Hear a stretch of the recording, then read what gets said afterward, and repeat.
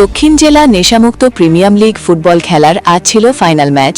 বিলোনিয়া বিদ্যাপীঠ mini স্টেডিয়ামে final খেলার শুভ উদ্বোধন করেন রাজ্যের মাননীয় মুখ্যমন্ত্রী প্রফেসর ডক্টর মানিক সাহা।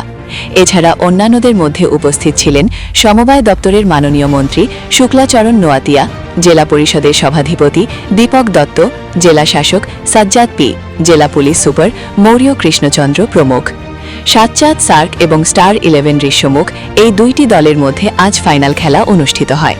নেশার কবল থেকে রক্ষা করতে যুবকদের মাঠমুখী করার লক্ষ্যে দক্ষিণ ত্রিপুরা জেলা প্রশাসন প্রতি বছর এই খেলার আয়োজন করেন। 11 ডিসেম্বর এই খেলা শুরু হয়েছিল। একই মঞ্চ থেকে মুখ্যমন্ত্রী শান্তিরবাজার নেশামুক্তি হাসপাতাল এবং বিলোনিয়া ইংলিশ মিডিয়াম দ্বাদশ শ্রেণী বিদ্যালয় নবনির্মিত ভবনের শুভ উদ্বোধন করেন ভার্চুয়ালি।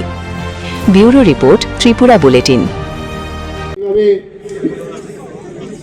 ওনারা বলছেন যে এক ভারত শ্রেষ্ঠ ভারত এবং আমাদের ভারত এই ড্রাগমুক্ত ভারত, ড্রাগমুক্ত ত্রিপুরা আমরা যেভাবে কথা বলছি সেটাকে বাস্তবে রূপায়ণ করার জন্য ক্রমশ এখানে কাজ করছেন।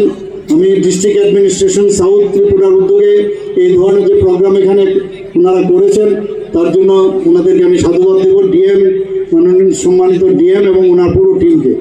এখানে আরেকটা জিনিস আমার খুব ভালো লাগলো, যারা এখানে যে চাইল্ড ম্যারেজের এগেনস্টও একটা মেয়ে, ছোট মেয়ে, তাকেও আমরা সম্বর্ধনা দিলাম, সার্টিফিকেট দিলাম।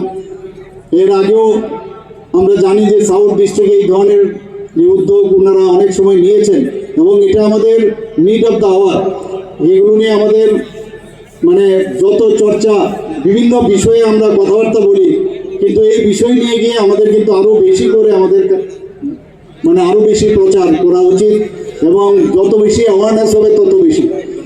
আমরা জিরো টলারেন্সের এই সরকার আমরা চেষ্টা করছি, জিরো টলারেন্স। ড্রাগের সাথে যারা যুক্ত তাদেরকে কোনো অবস্থায় ছাড় দেওয়া হবে না। আপনারা দেখেছেন দেশের আমাদের রাজ্যের বাইরের থেকেও যারা মূল যারা হোতা তাদেরকেও কিন্তু ধরে নিয়ে এসেছে আমরা।